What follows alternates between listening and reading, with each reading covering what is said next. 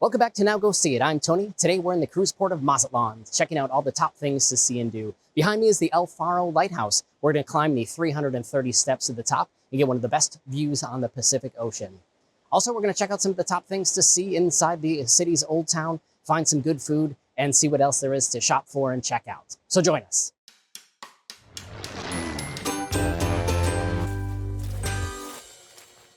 Welcome back to Now Go See It. Today we're in Mazatlan, Mexico. I'm taking you on a full DIY cruise port day you can copy and do on your own. Before we dive in, a quick favor. If guides like this help you plan your trips, hitting subscribe and like really does help us keep the channel going. It's free for you, but it tells YouTube that people care about this kind of travel content and helps us keep making it. We're starting at the ship. When you step off in Mazatlan, you're in a working industrial port, a busy harbor with your ship docked next to stacks of containers.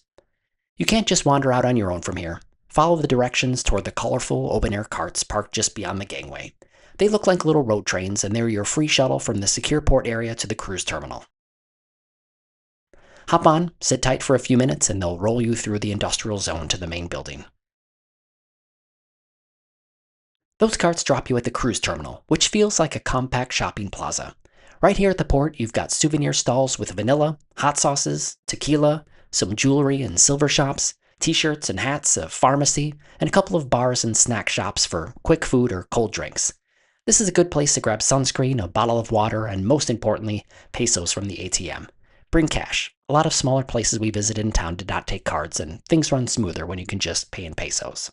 From the terminal, the easiest way into the historic center is the Blue Line, the blue tile path locals created to guide cruise passengers like us to Old Town.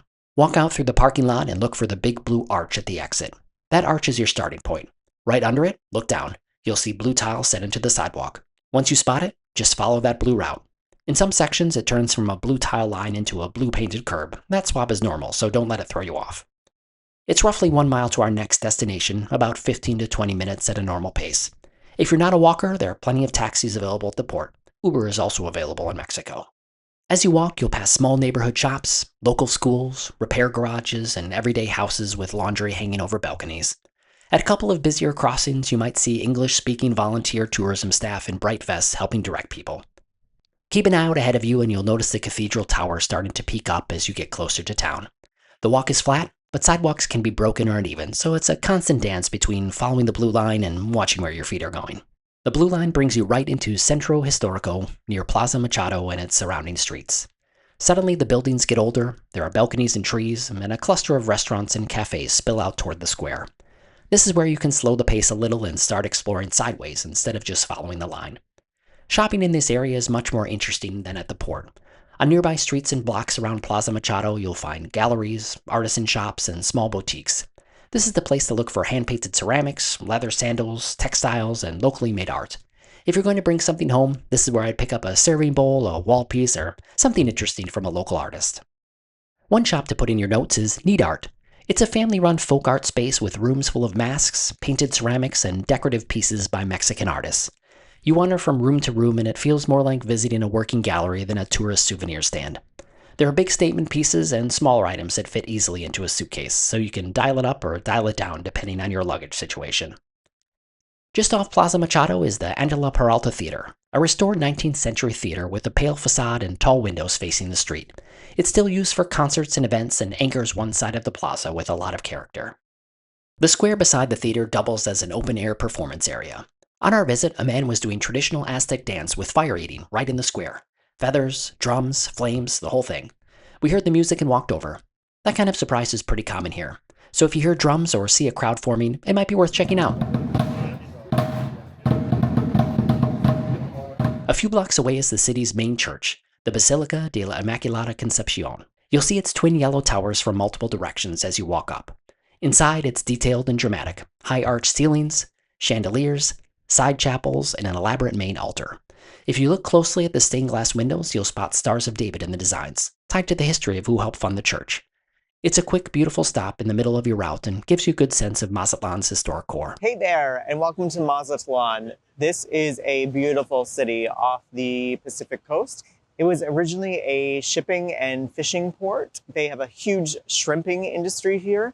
Right now we are in the center of town. We're gonna take you all around. There's beautiful sights to see, tons of shopping, dining, cathedrals, and world famous cliff divers. Right outside is Plaza Republica, a square line with trees and benches. People use it like a shortcut, kids run around the bandstand, and street vendors sell snacks and balloons. It's a solid place to sit for a moment and watch regular life go by before diving back into the maze. From here, it's just a short walk to Mercado Pino Suarez, the big covered market. This place is layered.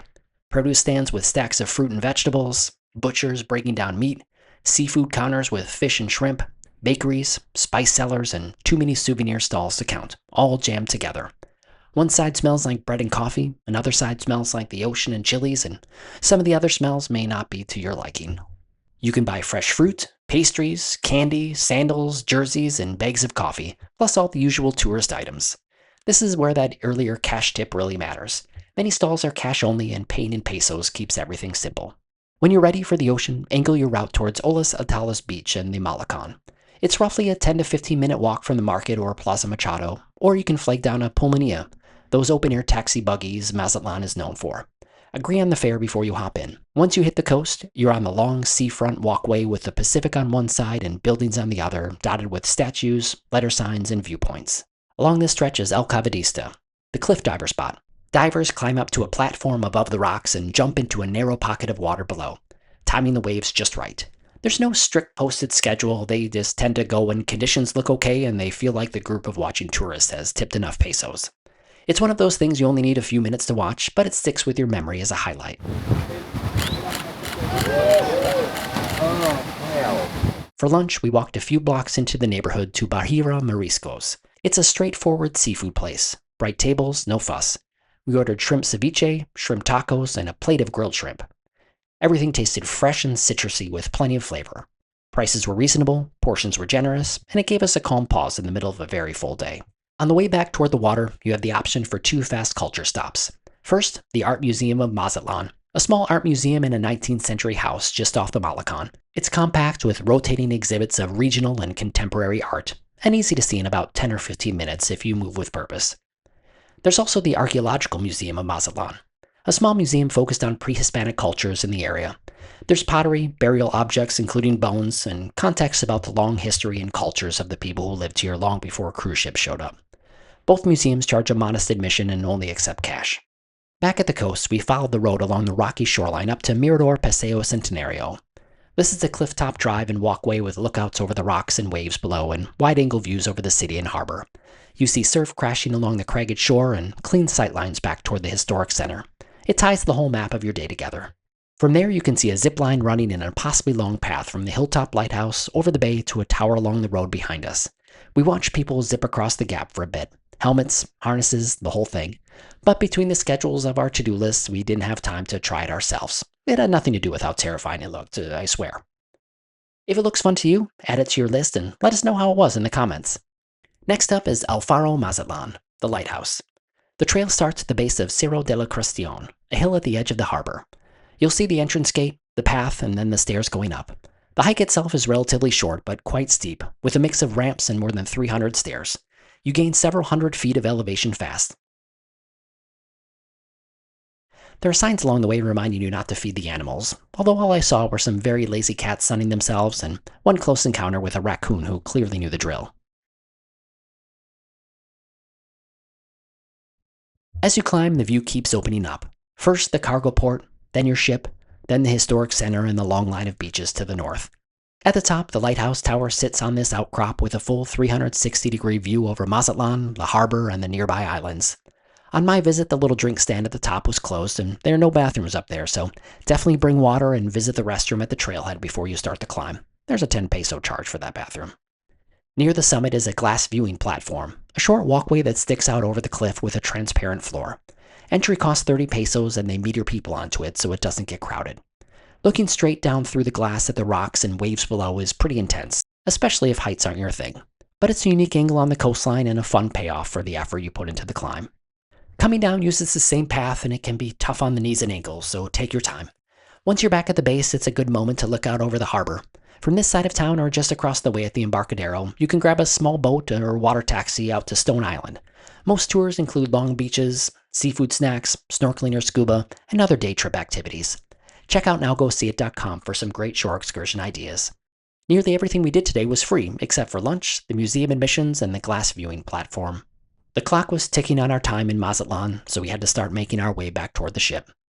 To get back, we walked about 20 minutes to the port. If we were to do it again, we would have flagged down a taxi for a ride to the terminal instead of the rather unscenic walk through the industrial port zone on foot. Back at the port, we did one last loop through the shops, picked up final souvenirs using the rest of our pesos, and then hopped on the colorful carts for the short ride back to the gangway. That was our full day in Mazatlan. Blue line into the historic center, shopping and art, cathedral and main square, the big market, Malacon and cliff divers, a seafood lunch, quick museums, cliffside viewpoints, and a lighthouse hike with a glass platform looking straight down at the ocean. All from a cruise ship, mostly on foot, and mostly free. If this walkthrough helped you plan your own Mazatlan port day, please hit like, subscribe, and share this with someone you're cruising with. Subscribing is one of the biggest ways you can help support the channel and help us keep making detailed guides like this. For maps, step-by-step routes, and even more info, check the description for links to our full Mazatlan cruise port guide on nowgoseeit.com, and check out our other Mexico cruise stops on this playlist. Now go see Mazatlan, Mexico.